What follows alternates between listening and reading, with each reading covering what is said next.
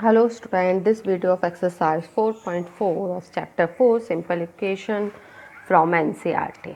Now let's start from question number first. In question number first, what the question is saying, set the equations and solve them to find the unknown number in the following cases.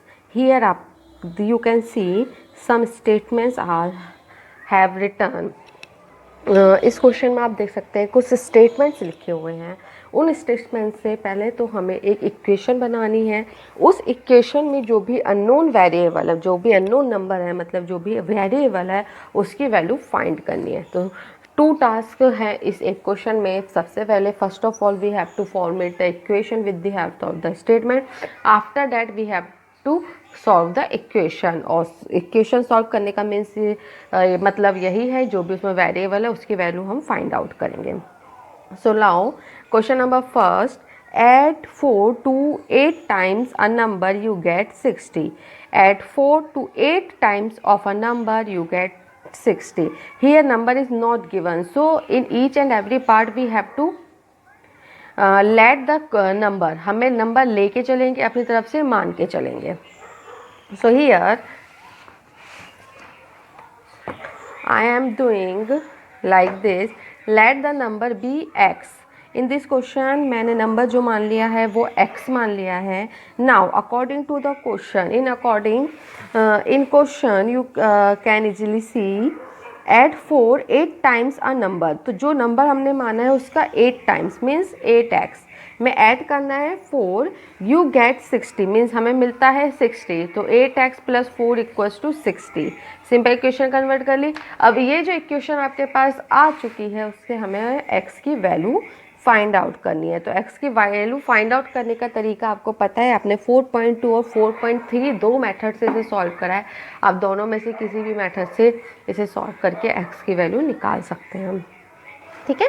So here I am doing 8x as it is 60 plus का 4 इधर है, extra है तो 4 को मैं equal की दूसरी side ले गई. तो 8x इक्वल्स टू 56. नाउ 8 को मैं x के दूसरी साइड ले गई, यहाँ मल्टीप्लिकेशन है, दूसरी साइड जाके डिवीजन हो गया. तो क्या हो गया, x इक्वल्स टू 56 अपॉन 8. तो 8 इक्वल्स टू 8 7 56. तो 8 की वैल्यू कितनी आ गई, 7. ओके, और this is your required answer. इसी टाइप से सारे मेथड हम इसके सॉल्व करेंगे, सारे पार्ट्स. और नेक्स्ट पार्ट देखते हैं हम. 1/5 ऑफ अ नंबर -4 गिव्स 3. तो सबसे पहले तो नंबर लेके चलते हैं. Let the number be y. आप कोई भी नंबर मान सकते हैं, A to Z कोई भी नंबर ले सकते हैं. मैंने पहले में x लिया, यहाँ मैं y ले रही हूँ. ठीक है. According to the question 1/5 of a number, तो y का 1/5 होगा y अपॉन 5 -4, इसमें से 4 माइनस कर दिया, गिव्स 3 मीन्स इक्वल्स टू 3. तो ये आपकी क्या बन जाती है, इक्वेशन. अब इस इक्वेशन को हमें सॉल्व करना है. तो y 5 एज इट इज़ मैंने लिया है. 3 RHS में चल ही रहा है. 4 को दूसरी साइड ले गई तो माइनस की जगह हो गया प्लस का. 4/5 एज इट इज़, 3 और 4 7 हो गया. y as it is, y 5 का डिवीज़न हो रहा है, दूसरी साइड ले जाएंगे, मल्टीप्लिकेशन हो जाएगा. 7 5 जा 35. तो y की वैल्यू आ जाती है आपके पास 35. okay, now next part, if I take 3/4 of a number and add 3 to 8 I get 21. So simply first of all we have to let the number.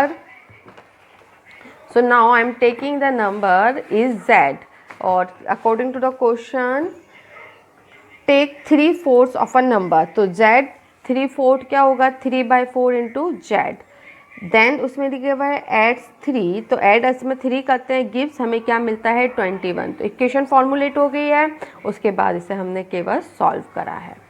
ठीक है. 3/4 z एज इट इज़, 3 को equal की दूसरी side ले गए transposing method से. तो 21 - 3 हो गया. 3/4 as it is, z as it is 18.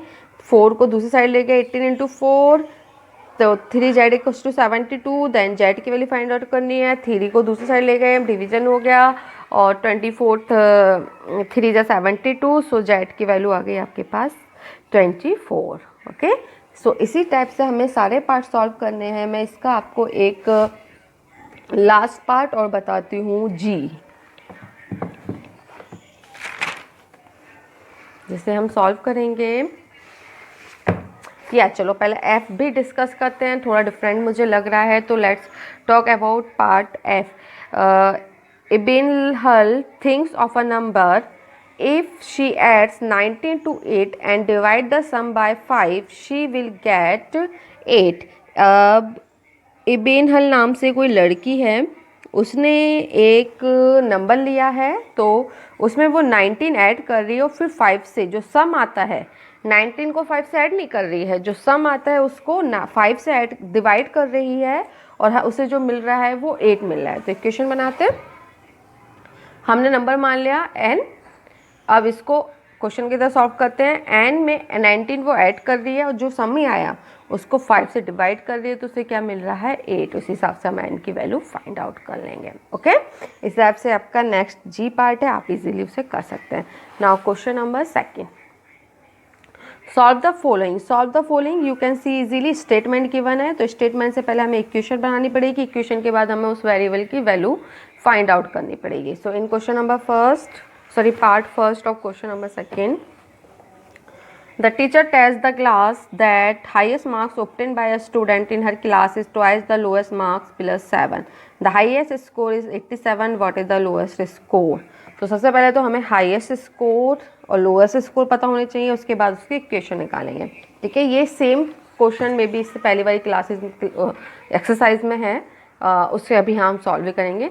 तो हमने लोएस्ट मार्क्स जो मान लिए वो y मान लिए। अब अकॉर्डिंग टू द क्वेश्चन बात करेंगे, उसमें बोला है double of the lowest marks plus 7 equals to 87, question में गिवन है। अब इसे हम सिंपल सोल्व करेंगे। 2y एज इट इज, 87 में से 7 माइनस कर दिया, 7 को ट्रांसपोजिशन से दूसरी साइड ले गए, 2y एज इट इज आया, 87 माइनस 7 इक्वल्स टू 80 हो गया, y इक्वल्स टू 80/2 हो गया, तो y इक्वल्स टू 40। और यहाँ पे मैं आपको पहले भी बता चुकी, जो भी वर्ड्स प्रॉब्लम होती है उसमें हमें नीचे कमेंट डालकर आंसर जरूर लिखना पड़ता है। तो फाइनल आंसर क्या आ गया, the lowest score is 40, means y जो था वो लोएस्ट स्कोर मारा था, दस the lowest score is 40। Okay, now second part,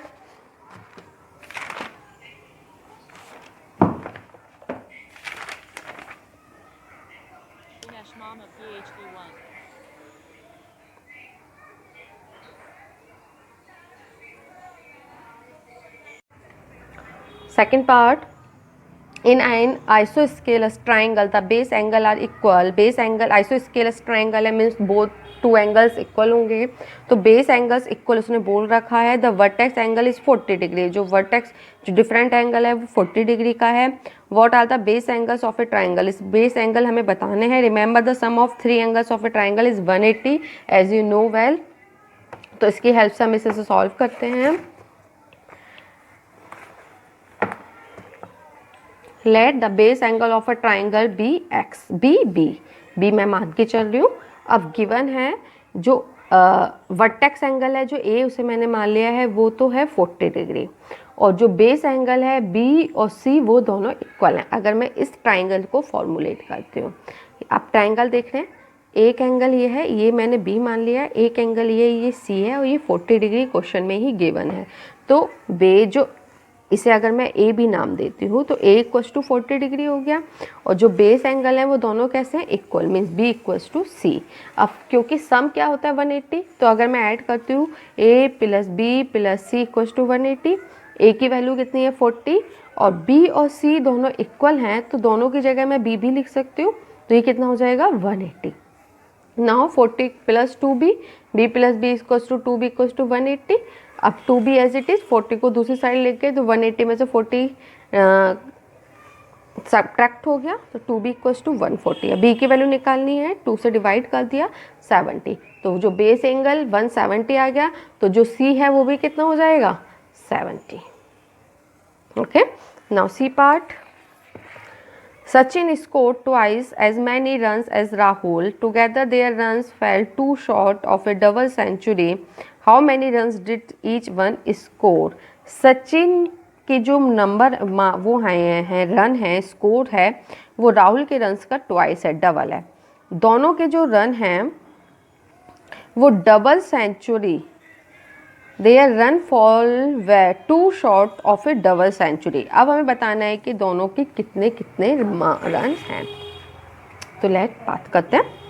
late the score of Rahul be x, Rahul का स्कोर हमने एक्स माना, एंड द सचिन का स्कोर 2x, क्योंकि उसने बोला है सचिन का स्कोर डबल है राहुल के स्कोर का। तो राहुल का स्कोर अगर x है तो सचिन का स्कोर कितना हो गया 2x। अब अकॉर्डिंग टू क्वेश्चन दोनों के x अगर वो बात करते हैं तो वो सेंचुरी से 2 शॉट कम बताया, मीन्स 1, डबल सेंचुरी इज 200 और 200 में 2 शॉट कम मतलब 198। तो x plus 2x equals to 190x, ये 3x हो गया, x plus 2x, 3x equals to 198।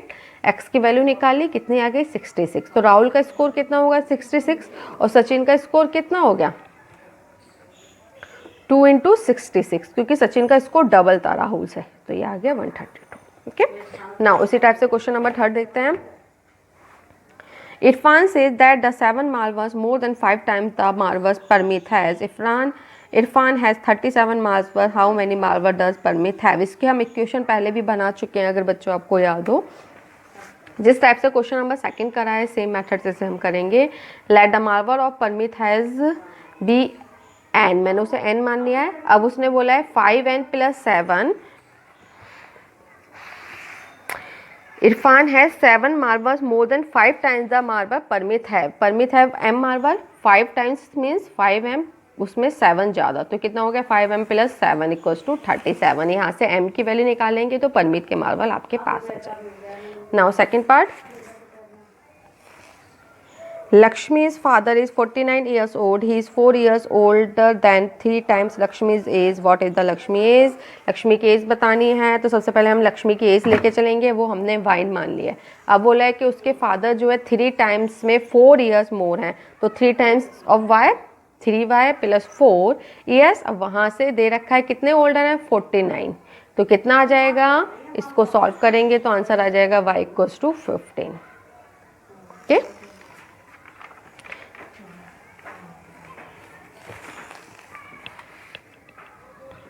people of Sundargram planted trees in village garden. Some of the trees were fruit trees. The number of non-fruit trees were 2 more than 3 times the number of fruit trees. What was the number of fruit trees planted if the number of non-fruit trees was 77? सुंदरग्राम planted एक गांव है जहाँ पे पौधा लगे हैं। उन्होंने बोला है जो ट्री हैं उसमें कुछ तो फल देने वाले हैं, कुछ बिना फल देने वाले हैं। अब उन्होंने बोला है जो बिना फल देने वाले हैं वो 2 more than 3 times of fruit trees, fruit trees से 3 टाइम्स के 2 मोर देन है, ठीक है।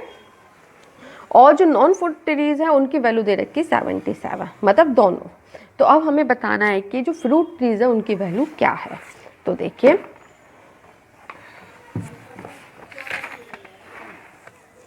Late the number of fruit trees be T, कुछ भी मान सकते हैं, हमने टी मान लिया है। Then the number of non fruit trees क्या दे रखा है 3 times of fruit trees plus 2, तो 3t प्लस 2। ओके, अब अकॉर्डिंग टू क्वेश्चन अगर फ्रूट ट्रीज और नॉन फ्रूट ट्रीज को मिलाते हैं तो वो बैठते हैं 102, क्वेश्चन में गिवन है। तो नॉन फ्रूट ट्रीज 3 है और फ्रूट ट्रीज है 3t प्लस 2। ओके, तो इनको ऐड करेंगे, ये हो जाएगा t plus 3t equals to 4t plus 2 as it is. Next lines में 4t एज इट इज रहने दिया, 2 को दूसरी साइड ले गए इक्वल के, तो 102 माइनस 2 हो गया। देन 4t इक्वल्स टू 100 आ गया। अब t इक्वल्स टू 100 अपॉन 4 हो जाएगा, तो t इक्वल्स टू 25 ट्री। तो कितने हो गए वहाँ फ्रूट ट्रीज 25 और नॉन टोटल है 102। Okay, so is this all about exercise 4.4। और आई थिंक हाँ, जो मेरी बुक में वैल्यू दे रखी है वो 77 दे रखे है, बट ये वैल्यू 100 है किसी बुक में और किसी 102 है और किसी बुक में 77 है। तो ये जो मैंने सॉल्व करा है आपको सॉल्यूशन जो दिया है वो 102 के हिसाब से दिया है। ओके, तो कंफ्यूज नहीं हो जाएगा, जिसमें 77 है वो 77 लेके चलें और जिसमें 102 है वो 102 लेके चलें। Okay, thank you.